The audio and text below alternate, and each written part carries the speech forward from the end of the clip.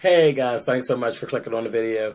I appreciate it. My name is James Caldwell for SpillItBoy.com. This video is actually about the Lifetime biopic, Whitney, that was actually done by Angela Bassett. You know what?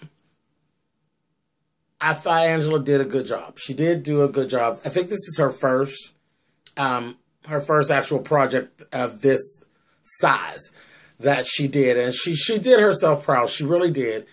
I have a couple things, not really concerns, just a couple things to just throw out there, okay? So, one, I was bothered by the fact that the movie itself didn't really embody Whitney's life. It didn't. The movie could have really been titled The Love and Marriage of Whitney Houston and Bobby Brown, because that's what the movie actually focused on. You know, it didn't focus on her whole life. So the only people that will ever experience this movie and really embrace it are people who have lived during the same time that she was living. You know, my children, when my children go to watch this movie, it's not going to mean anything to them, really. It's just going to tell the story of two people that were in love and the trials and tribulations they had. It's not going to tell you about Whitney Houston, the woman. It's not going to tell you about Whitney Houston, the superstar, because it didn't. She didn't focus on any of that. So, but I'm going to go into it. Just hang with me here and I'll tell you what I'm talking about. Let's just get this stuff out of the way. Yaya, I thought, played the hell out of Nippy. You know, when I seen Yaya do the copy of the Whitney album with the t-shirt and the jeans and the wild hair, I knew then that Yaya would be good, because I was following America's Top Model when Yaya was actually a contestant on there, and I knew that she would be able to act. I knew that the characteristics of Whitney Houston, you know, her thinness and all of that stuff, she literally, look, you have to train yourself to say, wow, that's not her up there. You know what I mean? At certain ages, that younger age, she really did look like Whitney. She had her mannerisms down. You know, even at the point where she started getting high and all that. And, you know, you know how Whitney was. She had all of that down. So there was no reads on Yaya. Yaya did a fabulous job. But again, I've said Yaya does a wonderful job just when she was doing commercials. So Yaya was she's really a talented young lady. I thought she did a wonderful job. Her lip syncing performance I thought was good. Me and my mother were going back and forth. My mother saying, I think she's really singing. And I'm like, no, mommy, if you are a decent performer as far as lip sync goes and drag performance and that kind of thing, anything lip sync, yes, you can actually make the veins pop in your neck and all that, because you're still using the air from inside your body. You're just not allowing the sound to come out. That's the whole trick of it. You know what I mean? That's the whole talent of it. And she's actually embodied that. So she did a wonderful job. You know, she did a wonderful job. Now, let's talk about these vocals. Whoever did the vocal for the Bobby Brown performances was the Every Little Step I Take performance. Whoever did that, they did a wonderful job covering Bobby's song. They did good. But by far, Deborah Cox's vocals were amazing. I've been a fan of Deborah Cox all the way back to Sentimental. Okay, I've been there as long as she's been here. I've been here and I've been a fan of hers. And naturally, with me loving her so much, of course I could hear Deborah. I know the difference between the two, but she did a fantastic job covering Whitney's vocals, because that's not very easy to do. Some things she was really, really dead on. And then there was other times when I could actually hear Deborah, but it was an amazing vocal. You couldn't get that vocal at all. Fabulous, fabulous, fabulous job doing the vocals. I can't even imagine anybody else doing it. And I've seen some people who do a good job singing this song or that song of Whitney's, but I can't imagine anybody else that could have done a better job than Deborah Cox. So my hat's off to Deborah Cox for that, girl. I always knew you was bad. I've been following you all along, girl. So I never thought she ever got the recognition that she deserves. even when, Nobody's Supposed to Be Here was a big hit, I still don't think she got all the recognition that she deserved. Deborah Cox is definitely a force to be reckoned with, and I hope that something happens from this that will push her further into the limelight. She's been on Broadway. She's done everything.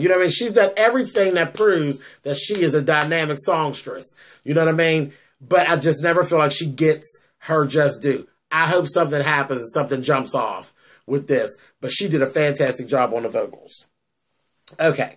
Now, the guy who played Bobby Brown, not so much. He didn't knock me out. He didn't knock me out. Him and Bobby's body types aren't even the same. Bobby was cut up, but he was bony. That was the thing. Bobby always looked, as far as the look goes, they could have had Trey Songz play Bobby Brown. Because Trey is more built like Bobby. This guy was a little too meaty for Bobby. He was built, he's a beautiful body, but that wasn't Bobby's body, honey. At Bobby's best, that wasn't Bobby's body. Trey Songz, yeah. Because Trey's thin. He has that thin, Trey looks like a greyhound. He's built like a greyhound. That's how Bobby Brown was built. But anyway, the guy he didn't knock me out. He was okay. He wasn't bad, but he wasn't okay. He was okay, rather. He didn't match Yaya. Yaya's performance was, so well done. He didn't match that for me. But, whatever. Okay, so let's move on. Now, here's the part where James starts to get in trouble because of his mouth. You knew it was coming. Like I said, they didn't cover the things that I thought were important. They didn't cover, Whitney. It didn't cover her childhood. It didn't cover her rise to fame. It didn't cover when she used to model. It didn't cover her singing in church. It didn't cover later on her loss of her voice and all of that. We covered none of that. All we covered was her love of Bobby Brown and them getting married and having Bobby Christina. That was it. That's what the movie covered. And again, yeah, you need more than 2 hours to cover a woman as dynamic as Whitney Houston, a woman who has been coined the voice. You need more than 2 hours. You need more than 2 hours. It could have been one of those miniseries. Come on, if we want to talk about Whitney Houston, the Whitney Houston, it could have went on for 3 or 4 days. I'm talking Women of Brewster Place long. We could have did that. There's that much story to tell about Whitney Houston. Okay? Now, what I thought was really bold, and because there's the superstar Whitney, and then there's Nippy. We didn't know Nippy. Okay? We didn't. Us, the fans, we don't know Nippy. We know Whitney Houston, the superstar. Okay? So, I'm going to tell you what I got, and if there's going to be some people that are probably going to be a little upset, that's okay. It's okay because this is my review, and this is what I saw. This is what I saw that Angela Bassett portrayed of Whitney. Whitney was happy, for the most part, and unhappy with her work. She's a happy person with her life, but unhappy with her work. She was not the princess that they made her out to be. She was rehearsed to that. She was rehearsed. She was taught to give the good interviews. She was taught to keep her composure. She was taught to, how to handle herself. And that's another thing. They didn't even talk about her separation from the black community. Because do you all remember that? Do you all remember when she got booed at the Soul Train Awards? All those were big things about Whitney and her rise to fame and how she became Whitney Houston. How can you tell her story without telling that? Because there were years where Whitney was separated from the black community. And the black community gave her the motherfucking blues. But see, I lived through all that. So how do you tell her story to my children without telling that part? Whatever. I'm just saying. Anyway, this is what I got. Like I said, she was in love with Bobby Brown. Okay? Bobby Brown was in love with her. Bobby was messy as hell. Okay? Oh yeah, he had all these kids on her. He did all this. He did all that. Okay. But now let's get to the Whitney that they showed on this movie. She was a good get high bitch. Okay. And they start showing that. And she was getting high a very long motherfucking time. Okay. When they first motherfucking party, 10 minutes into the movie, you see her tooting and getting high. She was such a motherfucking get high bitch that she didn't give a fuck where she got high. Okay. Because again, in Hollywood, and when you're upper echelon, remember, tooting coke is the pretty woman drug. You know, when you're in the ghetto and you snorting cocaine, because see, that's the difference. You in the ghetto, you snorting cocaine, dude, that bitch is a cokehead. She's snorting cocaine. But when you are of the stature that she was, it's looked at a completely different way. Oh, child, she's powdering her nose. Oh no, she's tooting. See, in the homosexual world, it's viewed. We've always viewed that as party, and we didn't. And when I'm out with homosexuals, that was never like frowned upon. That was because you know, most gay people we like to be. You know, it is what it is. Oh girl, they in there powdering their nose. Girl, they in there tooting. Now, you go over to the little ghetto bar on your neighborhood, the little heterosexual bar in your neighborhood, that bitches is back there getting high than a motherfucker, back there snorting that motherfucking cocaine. There's a whole different way that it's actually looked at. You know what I mean? And the thing is, fuck, if you could afford to be a high bitch on coke, yeah, some motherfucker needs to talk to say she's tooting or powdering her nose. It need to be cuted up, because that's an expensive motherfucking drug. It ain't crack. It ain't like crack when you back there powdering your nose. Ain't no $20 hit, you know. So that they really depict her to be a junkie. Flat out. She was a junkie. Every time something went wrong, every time something went down, this motherfucker was powdering her nose, okay? So she had an actual drug problem, and every motherfucker around her knew it. And she was so into it that, do you remember the scene where she was in Clive Davis's office? He told her, not in my office. That's how out of it. I looked in and I said, wow. I told my mother, I said, Mommy, really? She was that motherfucking out of control that she just didn't give a fuck where she tooted, you know? And my mother looked at me and said, yeah. I mean, she said, it's just like people who smoke weed. People who smoke weed, and y'all could agree or disagree. Motherfuckers who smoke weed never really care where they bust out a blunt or bust out a goddamn joint and start smoking, which is disrespectful as fuck. Because if I don't smoke weed, how do you think you're going to smoke weed in my house? People do it all the time. All the time. I've done it with my cousins. I'm like, you can't do that in here. Honey, even if my kids are not home, when I was in my process of adopting, hell no, are you crazy? You can't come in here and I have visits from the state, the county, and whoever knows who else. You can't come in here smoking weed, then you leave, bitch. But people who smoke weed don't see nothing wrong with it. They'll fire up a joint anywhere, outside the motherfucking church, on the side, they be getting a hit. They don't give a fuck. So, when you're dealing with a different level of folk, I guess that's what they do. They'll fucking toot wherever they at. Bust down a line, you know. And this is what I saw. They really did depict her to be a good get-high bitch. And y'all may not like the way that I'm saying that. That's how I viewed it. My girl was a good get-high bitch. But what you need to understand about me, I don't have a problem with people who do drugs. I don't. I have no problem. Honey, listen. I have a whole life of doing what people think is not acceptable. I like men. I like other men.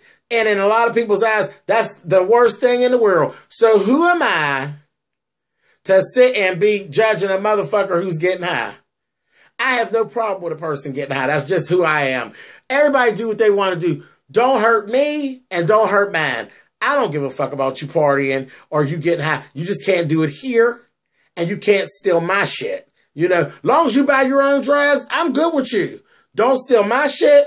Don't disrespect me and my kids and my place where we live. But you can get as high as you want. Get high, pass out, piss on yourself.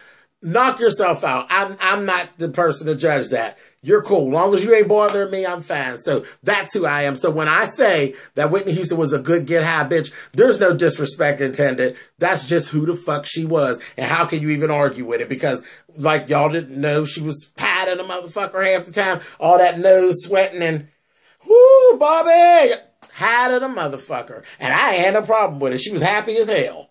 So they depicted her to be high to the motherfucker. And they depicted her to be a good get high bitch, like I said. And then the other thing, and here we go, because this is probably going to be with controversy. She was a good motherfucking lesbian. Okay? Now, I don't know, is it me that's saying that? They depicted her to be a good motherfucking lesbian. A lipstick lesbian. Very femme, very polished, but a lipstick lesbian nonetheless. Her and Robin was a motherfucking stud to her motherfucking heart.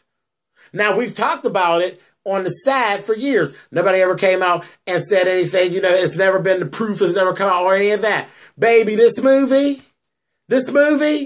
told you that Whitney was a motherfucking lesbian. Okay? And Robin was her partner. Flat out. Flat out. They lived together. She met Robin in the private girls' school. And they've been friends ever since. Girl, child, I know two women do all that. She's sitting on her lap. She's laying all over her. Baby, they were a couple. And they can say whatever they want. This is what I'm talking about. I didn't see them doing it because I ain't never been around them. I wish I would have ever had the chance to be around Whitney Houston because I fucking love her. But from what I saw in this movie, them was a set of motherfucking lesbians, okay? I've been gay from the beginning. I ain't never been in a closet to do nothing but get dressed, okay? And I know some motherfucking lesbians when I see it. Sitting all on her lap. Honey, my best friend, I don't sit on his lap. I don't lay all over him. You know, if he's somewhere and I ain't seen him in years, I'll hug him. But that's about as physical as it get. I'm not all over his lap and laying all over him. Where they do that at? And if you got a best friend that you laying all over and you got a boyfriend, the boyfriend need to be fucking asking some questions. But yeah, no, they depicted that lesbian love, honey. And Robin wasn't crazy about Bobby because she knew her ass was being fucking replaced. And see, that's the one thing about it always seems, and I could be wrong, but it just seems as though lesbians seem to, they understand that their part is their part.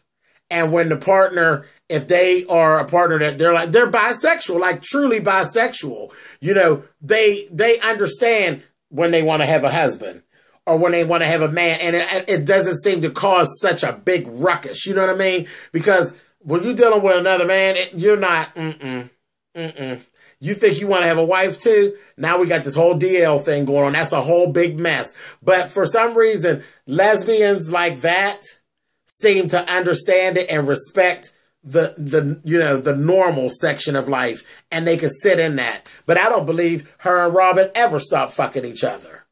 I believe they did fuck each other, and I don't believe they ever stopped licking each other, okay? I don't believe that. And I didn't make the movie. I didn't do the script.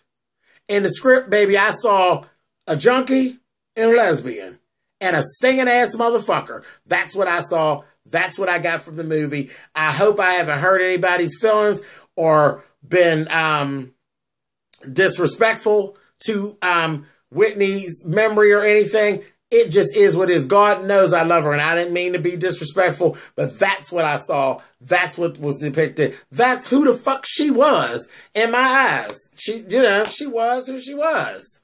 Didn't stop me from loving her.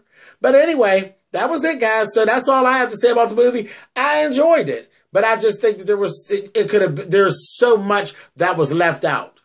So much that was left out. That was a movie about the love between Bobby Brown and Whitney Houston. That was not a movie about Whitney Houston's life. So on that, that's all I have to say. And you guys can thumbs up or thumbs down. You know how that works. And I will see you guys again shortly. All right.